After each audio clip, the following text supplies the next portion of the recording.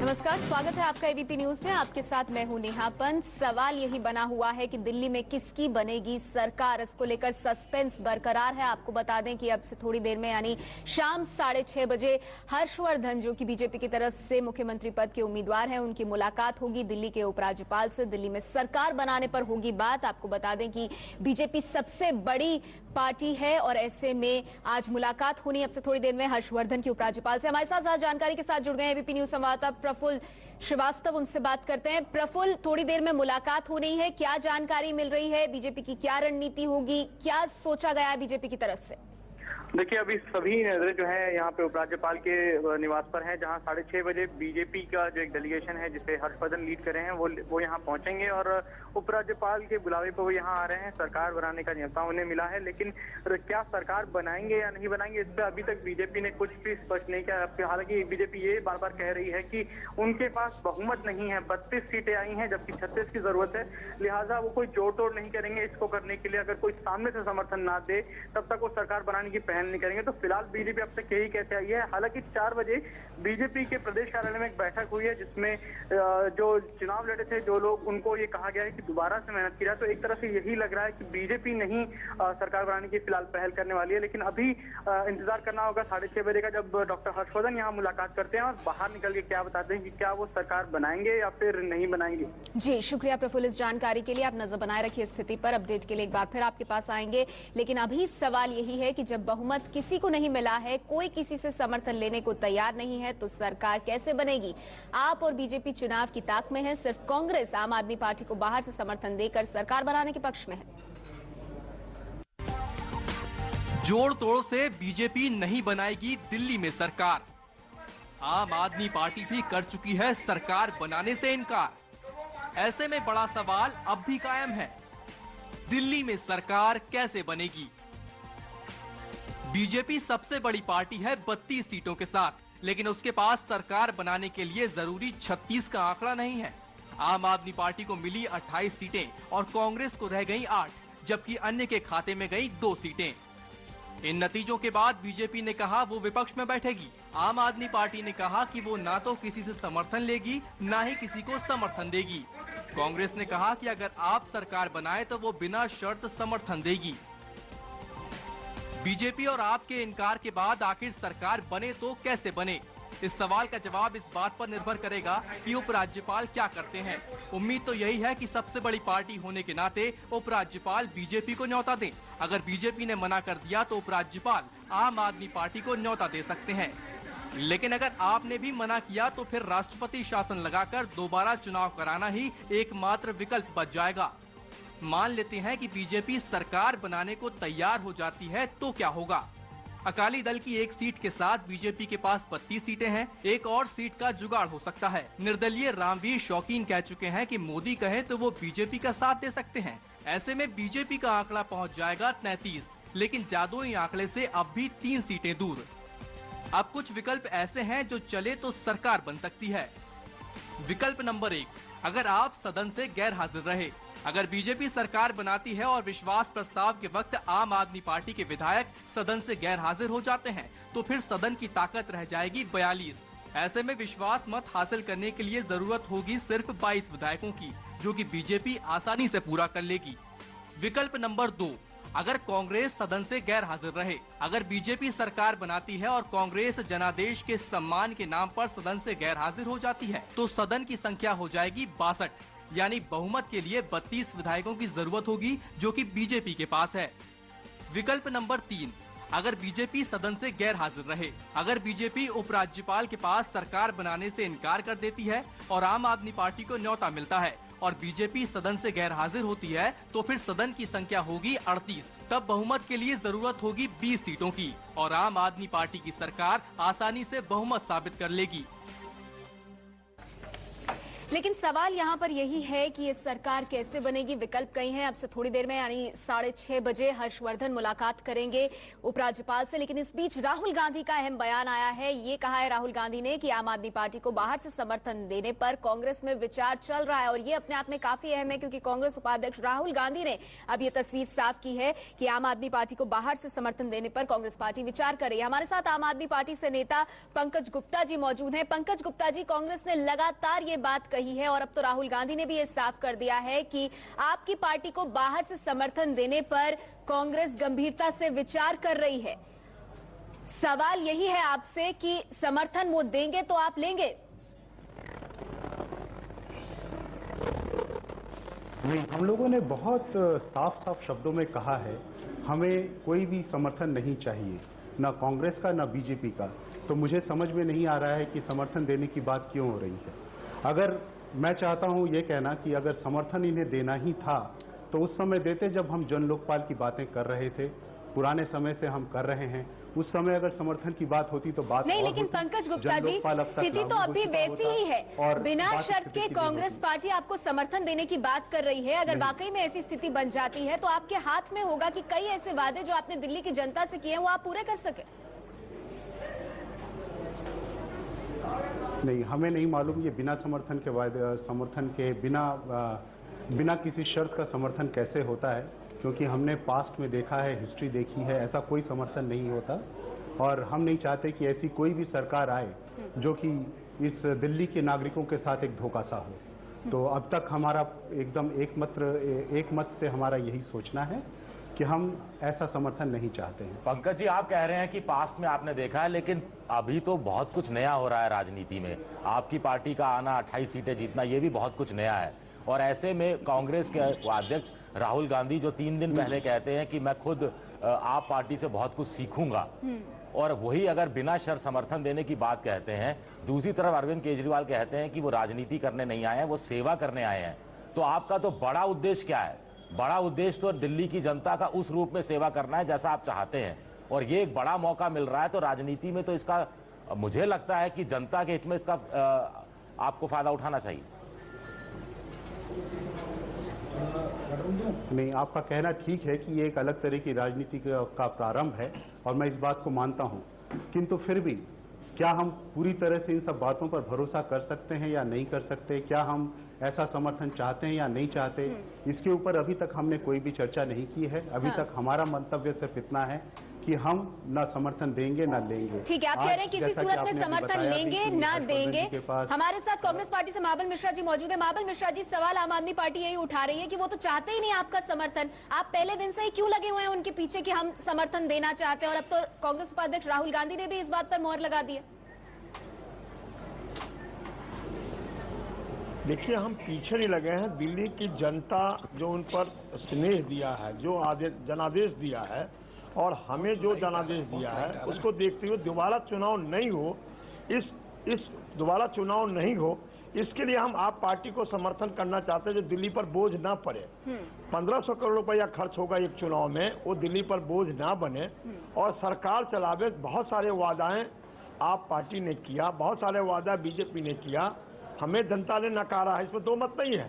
हम स्वीकार करते हैं हमारी से बहुत सारी गलतियां होगी जनता को नजरिया में, लेकिन आप पार्टी को जो समर्थन मिला है, 28 सीट उनके और 8 सीट हमारे से और 1 जदयू से मिले, तो सरकार चलनी चाहिए। सरकार, जनता ठगी न रहे। ठीक है, तो आप कह रहे हैं जनता पर बोझ ना पड़े फिर से चुनाव का, इसीलिए कांग्रेस पार्टी समर्थन देना चाहती है। लेकिन बीजेपी से सुधांशु मित्तल जी भी हमारे साथ मौजूद है। सुधांशु जी, सवाल आपकी पार्टी से यही है कि सबसे बड़ी पार्टी है आपकी दिल्ली में 32 सीटों के साथ, बावजूद उसके आप अपनी जिम्मेदारी से क्यों भाग रहे हैं? नेहा जी, मैं तो ये प्रश्न सुन के बड़ा हैरान हूं। अरे भाई, हम कहां भाग रहे हैं? हम कह रहे हैं दीजिए समर्थन हमें। जब हमें कोई समर्थन ही नहीं देगा तो सरकार बनाएंगे कहां से? अभी एलजी से क्या कहने वाले हैं आपके नेता? 32 एमपी लेके, भाई एक सेकंड खत्म कर लो फिर बताता हूं मैं। 32 एमएलए लेके सरकार तो नहीं बनाई जा सकती। इनको तो समर्थन मिल रहा है ना, कांग्रेस इनको कह रही है समर्थन है आपके पास, आप लीजिए। इन्होंने बड़े बड़े वादे करे हैं। इन्होंने कहा है कि भाई 50% दाम बिजली के ये 3 महीने के अंदर खत्म कर लेंगे। इन्होंने कहा 1 महीने में ये महंगाई संभाल लेंगे। 470 करोड़ रुपए की स्कीम लाके ये 700 लीटर पानी दे देंगे फ्री। ऐसे में तो ये अच्छा है कि अच्छा देखिए, एक कानूनी प्रावधान है, एक बार इनकी सरकार को विश्वास मत मिल जाता है तो 6 महीने तक तो नो कॉन्फिडेंस मोशन आ ही नहीं सकता, और 3 महीने में तो जनता के हितकारी काम तो इतने कर ही चुके होंगे ये। ठीक है। और उसके बाद तो किसी की हिम्मत नहीं हो सकती कि इनकी सरकार को गिरा दे, तो फिर डर किस बात का है? करे जनता के प्रति जो इन्होंने आश्वासन दिए तो करे। वहां जाकर हमें अगर किसी का समर्थन मिला तो हम जरूर करते हैं। राज्यपाल से मुलाकात जब होगी हर्षवर्धन की, डॉक्टर हर्षवर्धन की, क्या कहेंगे आप? यही कहेंगे? हम तो कहेंगे हमारे पास समर्थन नहीं है, जो वस्तुस्थिति है इनमें से कोई समर्थन दे रहा हो तो बनाएंगे, उसमें क्या बात है? सुधांशु जी, ये तर्क आप पे भी लागू हमें तो होता है। जनता की सेवा करनी है। ये तर्क आप पे भी लागू होता है। आप यदि सत्ता में आते हैं और जो वादे आपने किए वो निभाते हैं 6 महीने में, तो आपकी भी सरकार गिराने की कोई हिम्मत नहीं जरूर करती। निभाएंगे। तो आप आ जाइए सत्ता में। अरे भाई अब तो जरूर निभाएंगे, हमें समर्थन आ दीजिए ना। समर्थन समर्थन क्यों? जब आप वो कहते हो कि वो बिना समर्थन के आ जाए, बिना कोई सरकार समर्थन के गिराएगी भाई नहीं 6 हम महीने आपको तक। तो समर्थन मिल रहा है ना। सुधांशु जी, जो सरकार जो है 36 से कम होगी उसको चल ही नहीं सकती है। चलिए, ये एक नई सोच बीजेपी की तरफ से देखने के लिए मिल रही है। दिल्ली में शायद ऐसा पहली बार हो रहा है कि 2 पार्टियां जो हैं जिनको सबसे ज्यादा जनादेश मिला है, दोनों ही ऑपोजिशन में बैठने की बात कर रही हैं और सरकार को लेकर सब कह रहे हैं कि हम चुनाव के लिए तैयार है। चलिए, छोटे से ब्रेक के लिए हम रुक रहे हैं। सुधांशु जी, मैं फिर आपके पास आऊंगी, ये चर्चा जारी रहेगी। चर्चा जारी है हमारी, दिल्ली में कैसे बनेगी सरकार, क्योंकि अब से थोड़ी देर में हर्षवर्धन की मुलाकात होनी है उपराज्यपाल से, और बीजेपी लगातार ये कह रही है कि बहुमत नहीं है तो कैसे सरकार बनाए। वहीं राहुल गांधी ने इस बात को साफ किया है कि कांग्रेस पार्टी के भीतर आम आदमी पार्टी को बाहर से समर्थन देने पर गंभीरता से विचार हो रहा है। लगातार हमारे साथ सभी मेहमान बने हुए हैं। दिबांग, आपसे जानना चाहूंगी, बीजेपी अपने डिफेंस में लगातार ये कह रही है कि 4 सीट बहुमत से हम दूर हैं, हमें ये बताइए हम बहुमत लेकर कैसे आए? ये जो जिम्मेदारी है तो आम आदमी पार्टी की बनती है, हम बड़ी पार्टी होने के बाद भी विवश हैं। हम बीजेपी अगर ऐसा कह रही है तो ये बात तो सही है।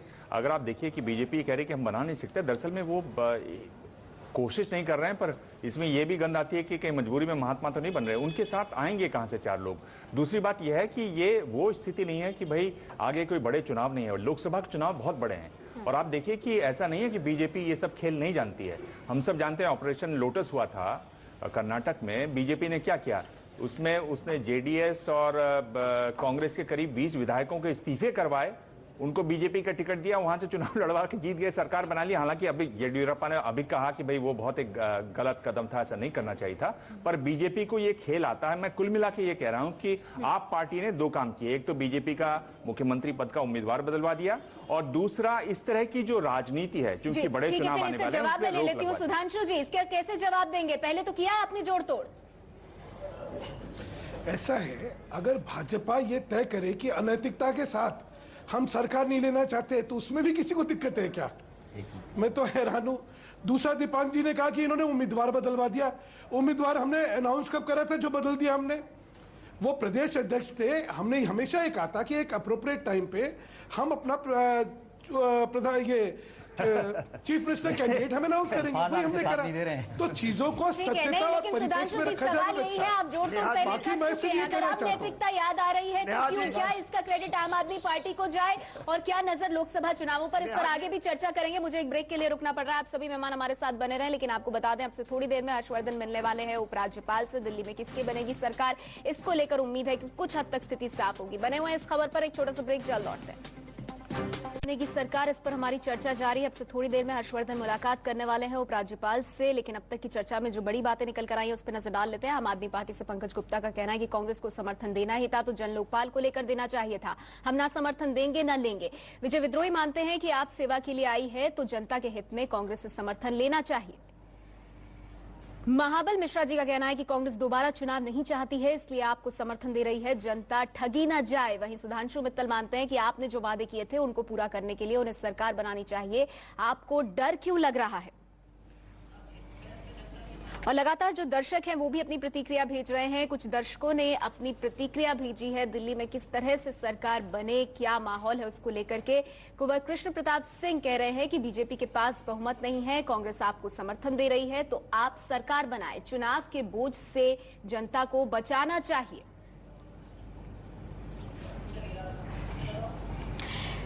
पंकज गुप्ता साहब, आपने देखा कि जनता के बीच में एक ये सेंटिमेंट है। हमारा एक स्नैप पोल हुआ था जिसमें ये कहा गया था कि 66% तो जो दिल्ली की जनता है वो चाहती है कि आम आदमी पार्टी सरकार बनाए। तो अब सवाल आप लोगों से यही पूछा जा रहा है कि जब आपको समर्थन मिल रहा है तो आप उसे क्यों अनदेखा कर रहे हैं?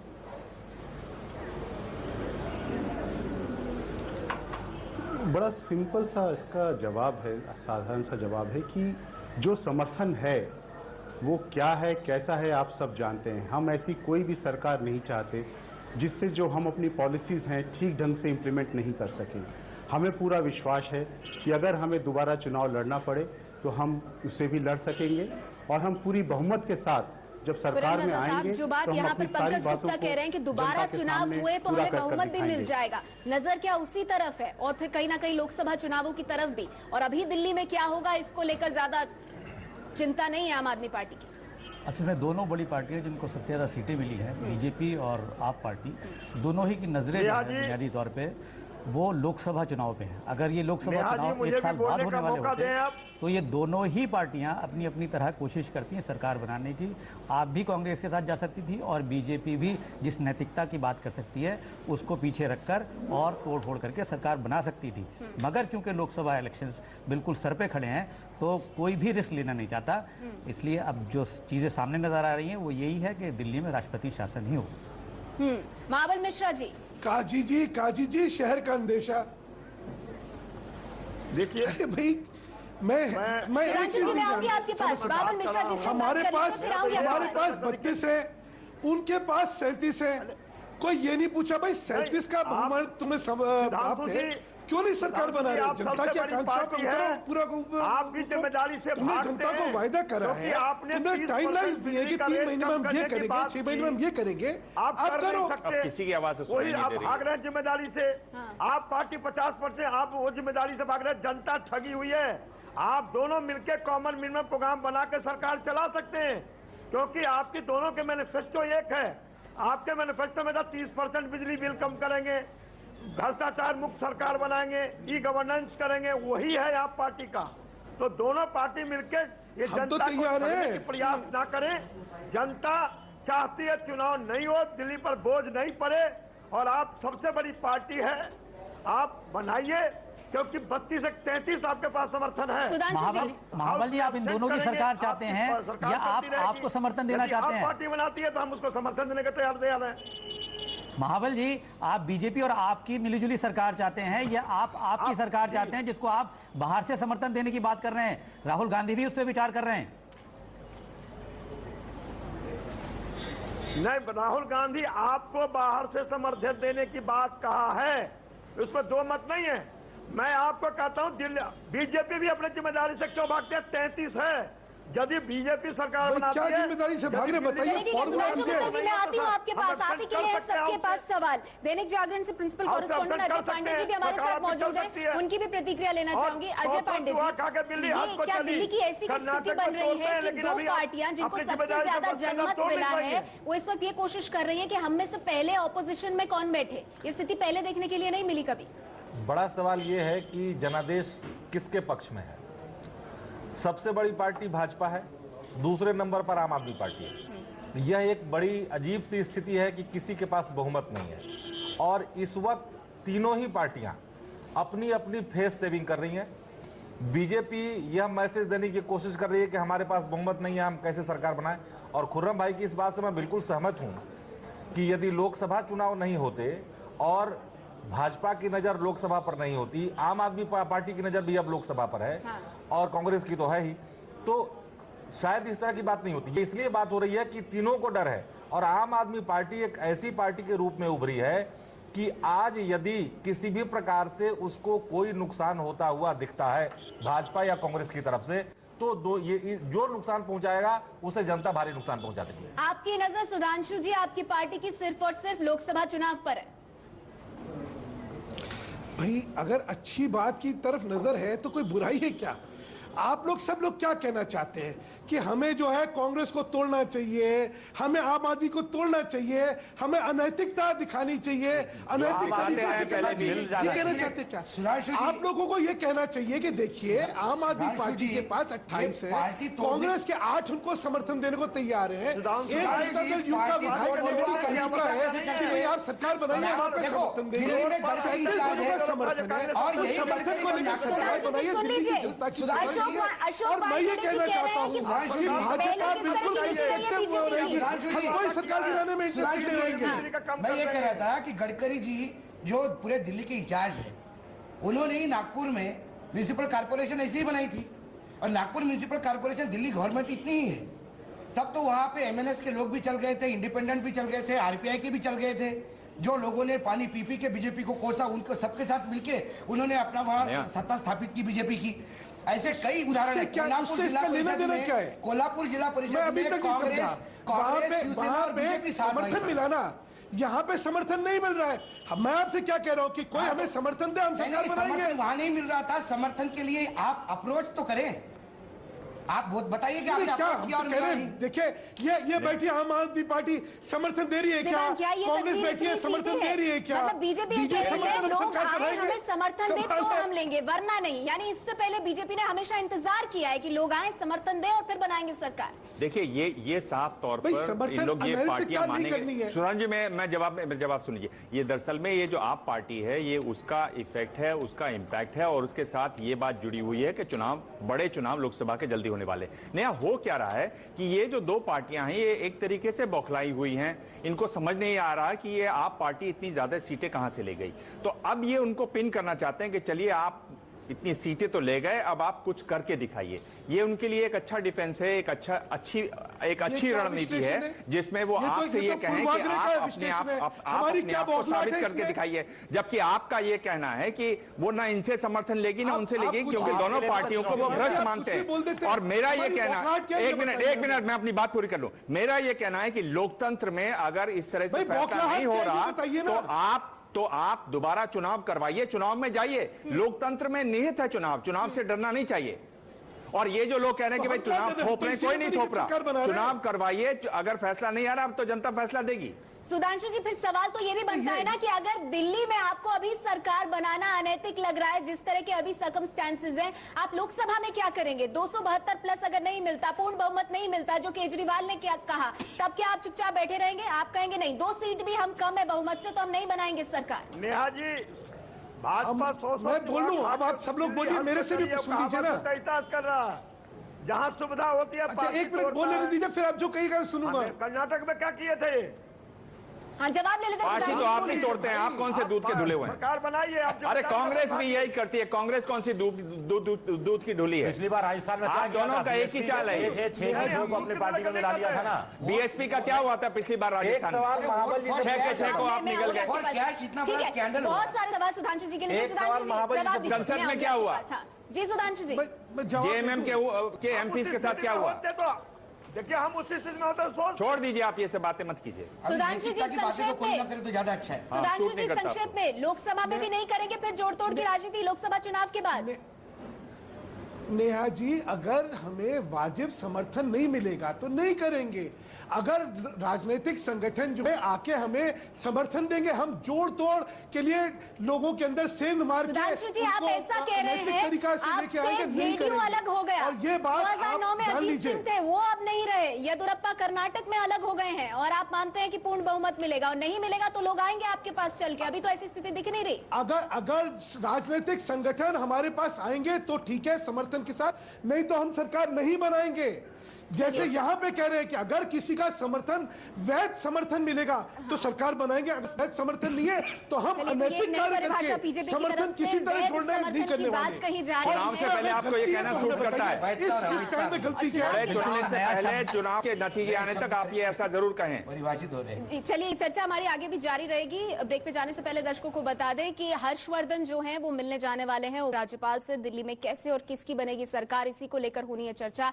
बीजेपी सबसे बड़ी पार्टी है और अब नजर इसी बैठक पर लगी हुई है सबकी। एक छोटा सा ब्रेक, हम जल्द लौटते हैं। बने सरकार, ये बड़ा सवाल बना हुआ है। हर्षवर्धन की मुलाकात होने वाली है उपराज्यपाल से और इसी स्थिति पर चर्चा होगी। हमारे साथ लगातार सभी मेहमान बने हुए हैं। खुर्रम राजा साहब, सवाल ये, बीजेपी साफ कह रही है हम कोई जोड़तोड़ नहीं करेंगे, दिल्ली के संदर्भ में नहीं करेंगे, पहले जो हुआ सो हुआ, अब नहीं करेंगे। अब बात आती है आम आदमी पार्टी पर कि जब आपको समर्थन मिल रहा है कांग्रेस से, आप लेने को तैयार क्यों नहीं है? एक तो पॉइंट इसमें आया लोकसभा चुनावों पर नजर, क्या दूसरा ये भी है कि जिस तरह के वादे मैनिफेस्टो के माध्यम से किए गए हैं उन्हें भी डिलीवर करने का बहुत भारी दबाव है इस पार्टी पर? जाहिर है इसके आप पार्टी के ऊपर बहुत बड़ा दबाव है। एक तो यह है कि इनके पास जितने भी एमएलएस चुन के आए हैं वो बहुत इनएक्सपीरियंस हैं, उनको लेजिस्लेटिव कार्यकारी जो है उसका मालूम नहीं है, वो सब चीज़ें सीखने में, सारी चीज़ें समझने में बहुत इनको प्रॉब्लम होगी अभी। तो इसलिए ये उस जिम्मेदारी से तो बच रहे हैं अभी।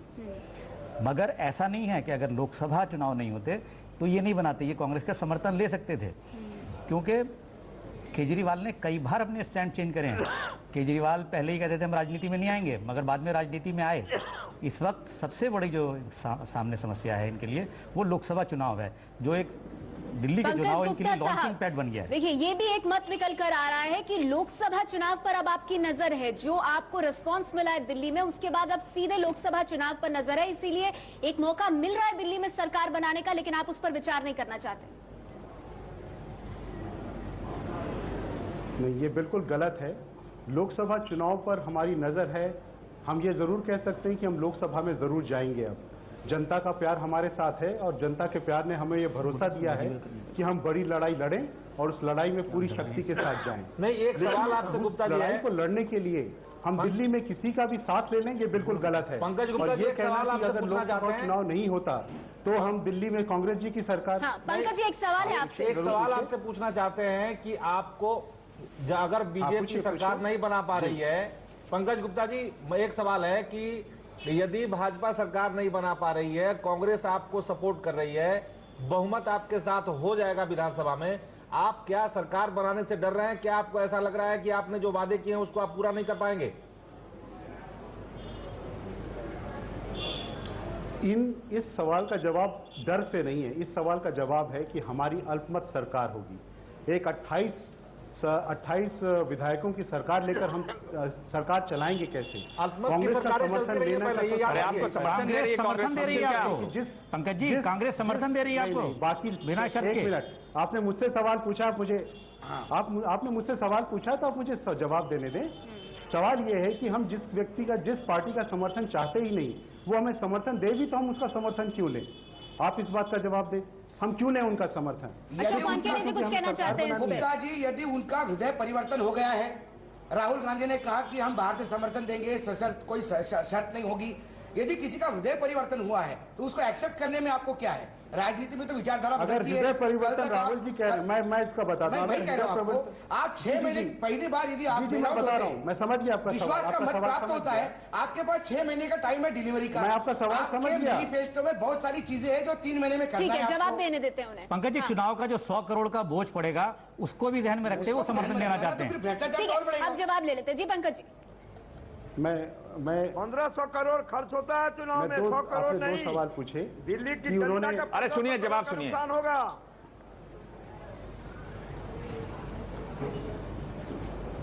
पहला सवाल जन लोकपाल का था, तो क्या कांग्रेस सरकार जन लोकपाल बिल केंद्र में लाने को तैयार है? इसका जवाब दें आप। नहीं, ये तो बहुत ही देखिए, इसमें हर नेता नहीं, ठहर जाइए। आप पहले सवाल से ही आप पहले सवाल से ही लड़खड़ा रहे हैं। अब आप मुझे अगर जवाब नहीं देना चाहेंगे। नहीं, आप दिल्ली विधानसभा की बात कर रहे हैं। विधानसभा में क्या जो चीज लोकसभा में और राज्यसभा में पास होती है, संसद में पास होती है, वो आप क्या विधानसभा में आपका बहुमत आ जाएगा तो पास कर देंगे? आप राहुल गांधी की क्यों बात कर रहे हैं? नहीं, लेकिन राहुल गांधी दिल्ली के इस संदर्भ में बात कर रहे हैं ना। पहली बात, आपने एक तरफ राहुल गांधी की, आप गलत बोल रहे हैं, बिल्कुल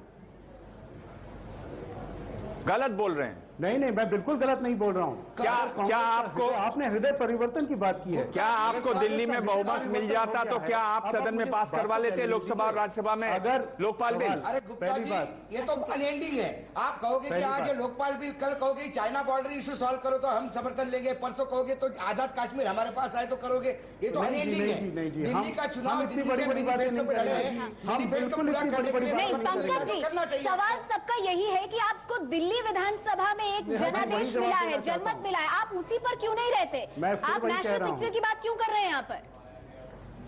अरे बिल्कुल नहीं, हम वही पे बात कर रहे हैं कि अगर कांग्रेस का सचमुच हृदय परिवर्तन हुआ होता तो वो जन लोकपाल बिल लेकर आते। केंद्र में भी वो अपना लोकपाल बिल लेकर क्यों आए हैं? हमें यहाँ पे संशय है कि उनका सचमुच हृदय परिवर्तन हुआ है या ये कोई और विचार हो सकती है। चलिए, इसी हुआपों की स्थिति में सवाल ये बना हुआ है कि दिल्ली में फिर कैसे और किसकी बनेगी सरकार, ये अहम सवाल है। थोड़ी देर में हर्षवर्धन की मुलाकात होनी है उपराज्यपाल से और इस पर भी हमारी नजर लगातार बनी हुई है। रुक रहे कुछ देर के लिए, फौरन हाजिर होंगे।